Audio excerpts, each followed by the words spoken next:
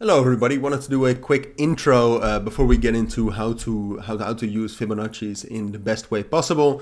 That's mainly Fibonacci retracement, but I will probably talk a little bit about Fibonacci extension as well. Just wanted to do an introduction because, well, first of all, this is the first video of my attempt to post a little bit more educational content. I asked around in a Telegram group this morning if there was if there was demand for that, and it seems like it. So I'm going to do it. Just posting real education on trading tips, tricks, indicators, whatever. You can also request certain things down in the comments. But I quickly wanted to tell you that this is a video from a trading guide, all right? So sometimes I might say something like, well, this is, well, we obviously talked about this already. That's because in the trading guide we talked about that. But I think this video is very, very valuable. Fibonacci retracements are one of the best indicators in trading.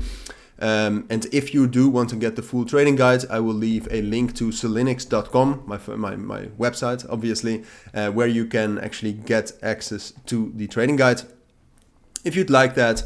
But like I said, I will also post more trading education for free in the coming weeks. So this is the first video of Fibonacci retracement. It's quite difficult, so if you have any questions, don't hesitate to ask me down in the comments or in the Telegram groups or in the Discord groups. All right, for now, let's get right into it. What's up, everybody, and welcome back to yet another lesson from the basics part of this trading guide. In this guide, in this lesson, in this video, whatever you want to call it, we'll be talking about Fibonacci levels, and then especially Fibonacci retracement. This is going to be quite a difficult lesson, in my opinion. Fibonacci's are I would say it's perhaps the most important indicator I use in trading. A lot of people use it in crypto trading, which also makes it stronger, and learning the best way to use it is going to be difficult. Excuse me. Because I have a very, very distinct way of drawing them, a quite special way of drawing them. But if in the end you have mastered it, you can use them so well. Some people only use Fibonacci levels and, for example, EMAs or trend lines. It's such a strong indicator, and I use it so much in trading that I would advise you to perhaps even look at this video more often. Now, what we'll talk about in this video is what are Fibonacci levels, what is Fibonacci retracement, how to draw them. So that includes how to get them on TradingView, first of all, and my main settings I have on them, but also how I draw them. Like I said, I draw them in a very special way. And then we'll talk a little bit about application. So how to actually use them when you're trading. Most of you will probably know that it's just they're great entry points usually. So if you want to enter a long or a short trade, Fibonacci levels are great ways to do that. But there are still stronger Fibonacci levels. There are stronger Fibonacci retracements. So some Fibonacci level or some Fibonacci's you draw are actually stronger than other ones. We'll talk about that, and sometimes the entry is stronger than other times. So quite a lot we need to dig into. I anticipate this video to be quite long, but it is definitely going to be worth it. So let's start off with what Fibonacci's are. I wrote something down for that, which I actually wanted to check out. So in technical analysis, Fibonacci retracement levels usually indicate key areas where a crypto may reverse or stall. So where you might find support or resistance. Depends on what way you draw the Fibonacci, because you can draw Fibonacci's from the bottom to the top, but also from the top to the bottom. And common ratios include 23.6%, 38.2%, and 50%. In crypto, that's 0.382. The 0.5 and 0.236, you know what I mean. And Fibonacci retracement, basically what those levels are is the percentage of the move that it has actually dropped down. So the 382 Fibonacci, we'll get into that a little bit later as well, but then at that point, the price has reversed 38.2%. And those levels come from the Fibonacci sequence. If you want to check that out, you can look that up. I don't think it's necessary for you to know that and to know 100% where it's coming from or why it's working. I think it's better that you know that they are working and when they are working and how to use them. That's what I think is more important. So let's actually get into that. So that's a quick guide on what Fibonacci levels are. Let's now get into how to draw them. So on TradingView, I believe I also showed this in the video I did on TradingView. But the way to get them is here at the left. You can see them right here. It's this little, it's like the third from the top. Now you press Fibonacci retracement. You have a lot of different Fibonacci things. We're only going to use Fibonacci retracement. So you click that, and what you'll see then is you can create 2 points, a top and a bottom. But you can also do it the other way around, a bottom and a top. Now, when you first use this, you will not see it like this, all right? So let me actually grab a blank canvas. You will not see it like this. It will be colorful and like, personally, I would say it looks, it doesn't look good. It doesn't look like you have a lot of overview, and it just fucks up your charts, to be fair. So the settings I use is, first of all, I use everything with white, all right? And then I have it, the opacity at like 59, because otherwise it's like so, it's so thick, and you will not be, at some points of time, you will not be able to see the price through it. So opacity at something like 60, 50, at 1 pixel, all of the lines, and then these are the settings I use. These are the only Fibonacci levels you need. So the 0, 0.236, 382, 0.5, 0.618, the 1, which obviously you need, and then some extension levels, the 1.618, 3.618, 2.618, and a 5. We will talk about the extension levels in a video in the advanced section of this training guide, so don't worry too much about those yet. For now, we only need 4. You only need the 236, 382, 0.5, and 0.618, and the 0 and the 1 we don't really use. But they might provide a little bit of support or resistance, because usually, like I said, you draw a Fibonacci from the top to the bottom and from the bottom to the top. So usually the top and the bottom are also key levels. So the 0 and the 1 are also key levels, but not that strong. All right, so that's how to get them on the chart. And now the most difficult part. So please, if you have any questions, write them down, ask them in the group, something, or ask them to me, because this is going to be difficult. I'll explain it first a little bit, and then we dive into depth about it. I actually have some great examples on the XRP chart. So basically what you do is you drag it from a top to a bottom, right? So for example, this would be a top, and you do it at the highest point of a top. So let me pick some examples for you. This is the highest point right there. This is the highest point. This is the highest point. This is, I believe, the highest point. Well, no, it's not the highest point. It can be used, but it's not a strong fib. So you need those absolute highs or absolute lows. I mean, you can also, for example, from this bottom or from this bottom, you could have created a very nice Fibonacci level. So that's basically how you do it. I will show you some examples now, because I think that's necessary. But for example, what you do is you drag your Fibonacci. I put on the weak magnet again, and you first do the top, or the first one at the top, and then you start dragging it down. All right, so you start dragging it down. So then this is, for example, a Fibonacci level from this top to this bottom right here. Now then we get into the most difficult part, because you might ask right now, well, why did you stop? There's a bottom right here. There's a bottom right there. You could have dragged it all the way down there. Right? You could have done something like this. And you can actually see that it's respected as well. That's just, you can draw the Fibonacci's like this. It's not the way I do it.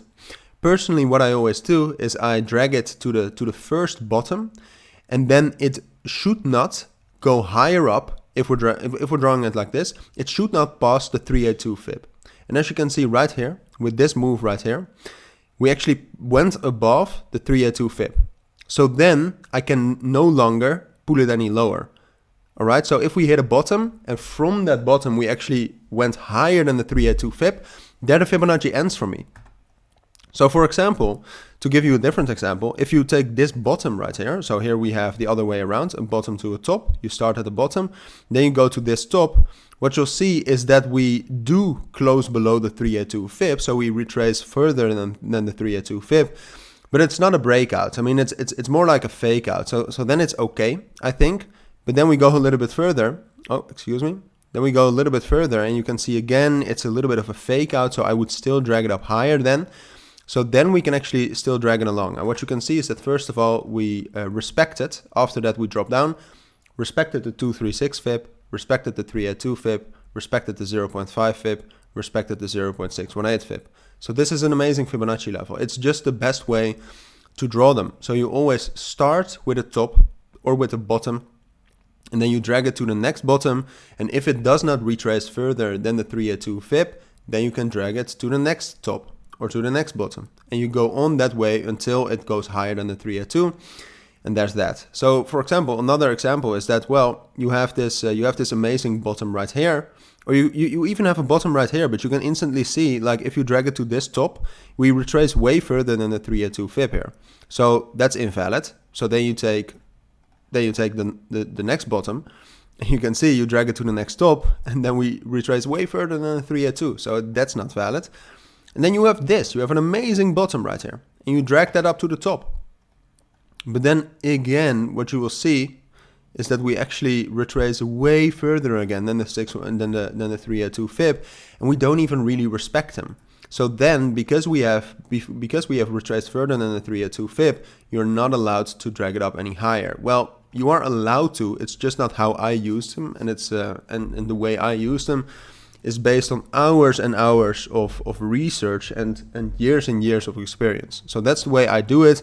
You could have these on a chart as well, but then just indicate that they are drawn in not the usual way. So that's how you draw them. You draw them from absolute bottom to absolute top, and then you continue until it retraces above the 302 Fib. So for example, right here, you have this bottom right here. You drag it down to the first bottom. The first bottom is actually the first level already right here. And what you'll see is that we do not close above the 302 Fib. So we can drag it again. And then you can see that here we actually respected the 302 Fib. We went above that. So if we're putting a new low in right now, for example, if the price would drop down like this, then we should not be allowed to drag it down even further, because it retraced more than the 302 Fib. And that's a little bit of a difficult thing to master, because, for example, the 302 Fib of a Fibonacci level is usually always a very strong level, and that's one of the strongest levels. We'll still get into that a little bit later as well. But yeah, you'll get used to it with time. I mean, for example, if we take a look at Bitcoin right now, I think we can drag some nice Fibonacci levels there as well. We remove the drawings. So then, for example, something like this from this bottom right here, and we do not start at this top. I meant top. We do not start at this top, because you can easily see that we retrace further than the 302 Fib, right? So you cannot drag it further. So you just grab the next top. So then you have this top right here. You can use that. You can drag it all the way right here. And then you'll see that, for example, we touched 236 Fib. So that's one of the best ways to use it. Right here, if you drag it from top to bottom, the levels are great resistance levels. Not always, and I'll teach you a little bit about when they are, but in this case, it's a great resistance. And from there, we make a new lower low. So then you can actually drag it back down, because we do not go above the 302 Fib. We just go above the 236 Fib, or we find resistance there. And then we have a huge manipulated move, and you recognize that this is crypto. Sometimes the market just fucks you over. That's how it is. But then you also have something like this, right? This is a good example. This Fibonacci level, you start here at the bottom. There's no other bottom you can use. I mean, if you started with this, then you drag it to the next top, and we retrace way further than the 302 Fib. So you start with this bottom right here. And then you can see this top. And this is a great example, because from this little top, which is actually a top, because it's the next high from which we go, from which we drop down. There you can see that we do go below the 302 Fib. We just don't break below it. So then we can actually bring it up higher to the next top. And there you can actually see that we have an amazing support touch off of the 236 Fib. We do not go below the 302 Fib before the next top, so you can drag it higher. Again, we drop down below the 236 Fib. However, we do not drop down below the 302, so you can again drop it higher. Then you can see that the 302 actually, whether you can see it or not, but it actually provided support here. The 236 provided support here, and the 0.618 even provided support even while we were crashing. So that's how to use them, or that's how to draw them, and also a little bit of a showcase of how to use them. And you can also, for example, I mean, you have the most crazy fibs. You can drag it. You cannot drag it from this bottom, another great example. So like I said, this video is going to be a little bit longer, but it's also difficult. You cannot draw it from this absolute bottom right here, because if you drag it to the next top, we retrace way further than the 302 fib. So then you use the next bottom. That's this one. And from there, we have a little bit of a top here, but we do not retrace past the 302 fib. So we can actually drag it up higher to the next top, which is this one. Again, we do not retrace past the 236 fib or to the 382 fib. So we get here. And then you can see, first of all, so that's again a little bit of a sneak peek of how to use it. All of these levels you get are great support or resistance levels. They're basically great key levels. So right here, for example, the 302 fib was an amazing trade here. The 236, not so much. So we'll get into that, when to use which one, and basically how to use it at all. But we also did not go below the 302 fib, so we can again make it higher to the next top. And then at none of these points we actually go below the 236 fib, or the 302 fib, excuse me. We do find support at the 236 fib, so that's amazing. So we can just drag it along. So this way you can actually get huge Fibonacci retracement levels. And these are the strongest. I mean, these are huge. These you can see on the daily time frame. So basically the higher kind of the retracement, the stronger it is. Or the bigger the bigger the Fibonacci level, the more the tops and the bottoms are separated from each other, the strongest it is. Here you can also see the 236 was a strong key level. The 302 was a strong key level for a very long time. So that's basically how you draw them. So now let's actually get back to XRP. Now the strongest fib levels, it's very easy, or well, it's very easy. There are two strongest levels in my eyes, and those are the 0.618 fib and the 0.382. Those work most of the time. Now there are two other things you need to know. First of all, and we will also dive into this in the advanced part of the lesson, or from the training guide. First of all, Fibonacci levels are a type of indicator that only work when the market is trending. So you learned before how to identify whether the market is trending or not. If the market is trending, then Fibonacci levels tend to work. If it's not trending, they 100% will not work. And apart from that, when you are trending up, or when you are trending and you're trending very strongly, so the market, for example, is going up like this, then the 236 fib is the strongest. All right, the 382 and the 618 fib are normally the strongest, but if the market is trending a lot, then what you'll have, I mean, it's very logical. If the market is going up like this, it will not retrace all the way down to the 382 fib. It will retrace to the 236 and then continue to go up. That's what's behind it.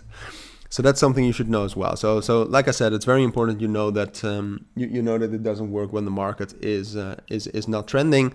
So you should know how to identify trends. But we talked about that earlier as well. And now how to use them. So we talked about that a little bit earlier. There's basically it just is Fibonacci levels become key levels. That's just what it is. They're a different way. They're a different type of key level, and they are key levels which only work in trending markets. All right, that's how you can see them. So, for example, if we get back to Bitcoin, it's not only like if you have a Fibonacci like this. And by the way, like I said, the ones you can draw on the daily time frame. So here you can, for example, draw this one on the daily time frame. The ones you can draw on the daily time frame, we talked about that earlier as well in the best time frames video, are stronger than the ones you draw on the 4-hour time frame. All right, and we usually do not dive into the 1-hour time frame, but that's why you will also see in the advanced part of this training guide where I will do a showcase of how I normally analyze. I always start with the daily and find all the Fibonacci levels there. So what you will see, for example, is that this is an amazing Fibonacci. All right, we started at this bottom and we continue to draw up. I showed this just a moment ago as well. But here you can see it. That's the first top. Did not go below the 382 fib. Then the second top found support at the 236. So that's how to use them. The market here was very trending. And what you see is that the 236 fib works the best then. You will not retrace all the way down to the 382 fib. That's the idea behind it. But what you will also see is that, well, all right, we can continue dragging up further because we did not pass down below the 382 fib. And what you'll then see is that the 236 was not respected. Sometimes they're just not respected. I mean, they cannot always all be respected, right? And with respected, I mean that the price reacts to it. Right here, we got quite a lot of bad news. So bad news is always more important than technicals. We'll just fall down below it. But then the 382 fib was respected. We actually dropped down to that level, did not break down below that, and found support. Something important you should know is that it's not only the first touch that matters. Like I said, they become key levels. So here you can actually see that the 382 fib, especially on the 4-hour time frame, was respected a bunch of times. So especially with those strong Fibonacci retracements that you can draw on the daily time frame, that where the top and the bottom, or the bottom and the top, are very, very separated, those become very strong key levels. Not even only in trending markets in that scenario, but perhaps it's a little bit difficult to perhaps talk about right now. So that's how you use them. They're support and resistance. They become key levels. Now, when should you take a trade based on it or not is something you will learn with experience and with the advanced part of this trading guide, where we will talk about confluences. So we talked about that briefly as well in the basics part of this trading guide. But what you'll have to do is you have to find places where multiple indicators come together. So if I can find an example, I'm not sure if I can. Well, right here you can see, for example, the 200 EMA. We learned about that. That's a very strong indicator. Came together with the 0.5 fib of a very strong Fibonacci level on the daily time frame. So we also know that the daily time frame is very strong. And what you'll see is that there was this key level around that area right here, which you also know how to draw. Right here. Here you can see from this bottom to, or from this top and then this bottom. And what you'll see is that you have a key level, a 200 EMA and a 0.5 fib together. So that creates a very strong buy area. So based on that, you kind of learn when to take a trade based on Fibonacci levels or not. Like I said, you will learn more about that in the confluence part of the advanced part of this training guide, but it's also something you will learn with experience. So that is this very long lesson of Fibonacci retracement. If you do have any questions, let me know. But for now, thank you for watching. Take care and bye.